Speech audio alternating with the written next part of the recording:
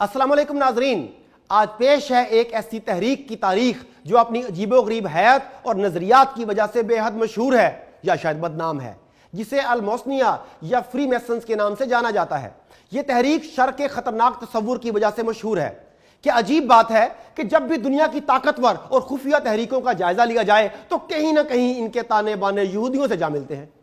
Freemason भी यहूदियों की एक ऐसी खुफिया तंजीम है जिसका जन्म 1771 में बरतानिया के शहर काउंटी लंकाशायर में हुआ। इस तंजीम के दफातर दुनिया के कोने कोने में फैले हुए हैं और यहूदी इन दफातर को लॉजिज के नाम से पुकारते हैं। इस तंजीम के पास अरबों डॉलर्स के फंड्स मौजूद होते हैं और फंडिंग अमरीकी सरपरस्ती में होती है। इसकी रुकनीत के अमल को इंतहाई सीगा राज में रखा जाता है। इस अमल को डिग्री कहा जाता है।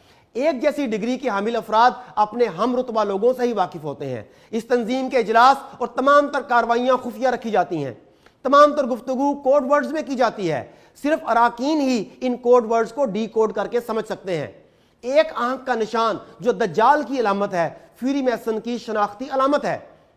यह तंजीम दुनिया भर में जासूसी करती और यहूदियों के मफादात को तकवीयत पहुंचाने के लिए हमा वक्त सरगर्म रहती है। यही वो तंजीम है जिसने सहूनियों के लिए ग्रेटर इसराइल का नक्शा पेश किया। यह तंजीम इंसानी अखलाकी इक़दार पर यकीन नहीं रखती। मकसद के हसूल के लिए सफाकियत और बेरहमी की आखिरी हद तक जाना इनका वतीरा है। यानी सहूनियत का भरम कायम रखने के लिए यह तंजीम कुछ भी कर गुजरने को हमेशा तैयार रहती है। अब इसमें कोई शक नहीं रहा कि दुनिया की हर ताकतवर रियासत के अंदर फ्री मैसन्स ने नकब लगा रखी है। इस तंजीम के असर और रसूख का अंदाजा इस बात से लगाएं कि इस वक्त अक़वाम मुत्तहिदा के 10 इंतहाई अहम इदारों के आला तरीन ओहदों पर फ्री मैसन्स काबिज हैं। अक़वाम मुत्तहिदा के न्यूयॉर्क ऑफिस में 22 शोबों में से 9 पर यहूदी अपना तसल्लुत जमाए हुए हैं। यूनेस्को के 11 शोबे मुकम्मल तौर पर यहूदियों या सहूनियों की मलकियत हैं। FAO की 3 शाखें यहूदियों के घर की बांदियां हैं। ILO के 4 शोबे यहूदियों के गुलाम हैं। IMF जिसने दुनिया के 176 मुल्कों को कर्ज के जाल में फंसाया हुआ है, इसके सारे के सारे बड़े ओहदेदार फ्री मैसन यहूदी हैं। यूं इन मुल्कों पर यहूदियों का तसल्लुत बहुत मजबूत बुनियादों पर खड़ा है। अमेरिका के 85 सबसे बड़े इदारों में से 54 पर यहूदी बैठे हुए हैं। इस तरह अमेरिका का 60% दर हकीकत फ्री मैसन सोसाइटी के कब्जे में है। नाजरीन, इस शैतानी तंजीम की ताकत का अंदाजा इस बात से लगाएं कि इसराइली मजालम के खिलाफ अब तक 500 से जायद करारदादें सलामती काउंसिल ने पास की। 60 मंजूर हुई लेकिन किसी भी करारदाद पर अमल नहीं हो पाया। 45 मरतबा 45 टाइम्स इसराइल के खिलाफ एक्शन लेने की करारदाद को अमेरिका ने वीटो कर दिया। यूं फ्री मैसन्स हर मरतबा इसराइल को अमेरिका की मदद से बचा ले गए। फ्री मैसन यहूदियों ने 1951 में मूसाद को जन्म दिया। मूसाद के 8 शोबे हैं। पहली शाख कलेक्शन डिपार्टमेंट है। यह दुनिया भर में यहूदियत की राह में मज़ाहमत करने वालों को खत्म कर डालती है। दूसरी शाख पॉलिटिकल एक्शन डिपार्टमेंट है। इसका काम कुर्रे अर्ज पर कायम हर हुकूमत को यहूदी मफाद के ताबे करना है। Special branch, special operation branch किसी भी हंगामी सूरत हाल में किसी भी मुल्क में घुसकर सहूनी मफादात की हिफाजत करती है। रिसर्च डिपार्टमेंट में दुनिया भर की हर तरह की मालूमात की जांच पड़ताल की जाती है।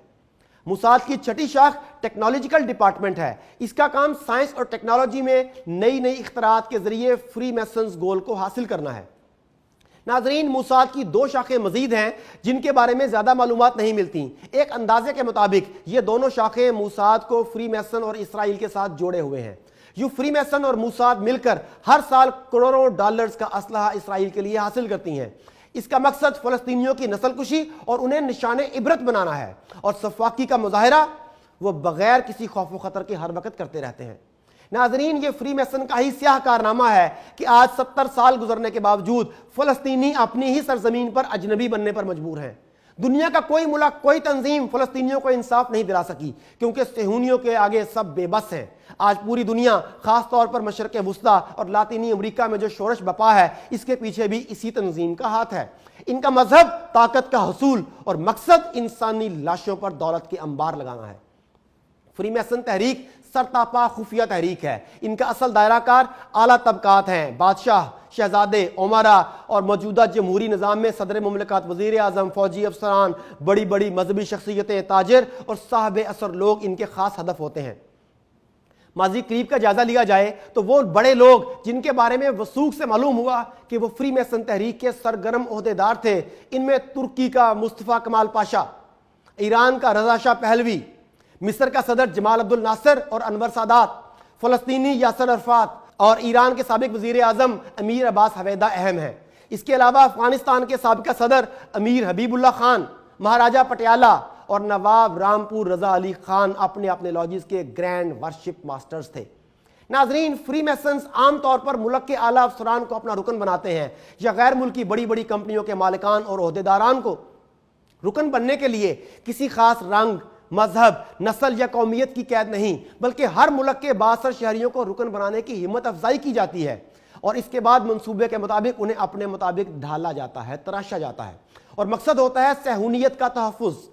ناظرین، یہودی جہاں بھی ہیں بہت مالدار ہیں، وہ بعض عیسائی حکومتوں کے وزیر و مشیر بھی ہیں۔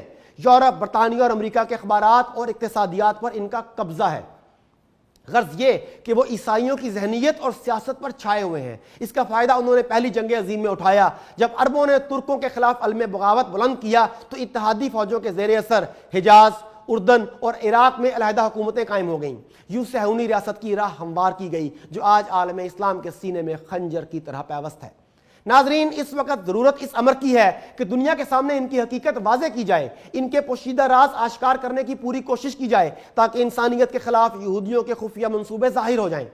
ناظرین، آخر میں یہ بتانا بھی دلچسپی سے خالی نہیں ہوگا کہ اس تنظیم کے باقاعدہ دفاتر پاکستان میں بھی تھے۔ ان کی مشکوک سرگرمیوں کی بنا پر 1965 میں افواج پاکستان اور 1969 میں دیگر سرکاری ملازمین پر بھی اس تنظیم کی رکنیت حاصل کرنے پر پابندی لگائی گئی، اور 29 دسمبر 1985 کو اس تنظیم کی اصلیت آشکار ہونے پر پاکستان میں اس پر مکمل پابندی لگائی گئی اور اس کے لاجز ختم کر دیے گئے۔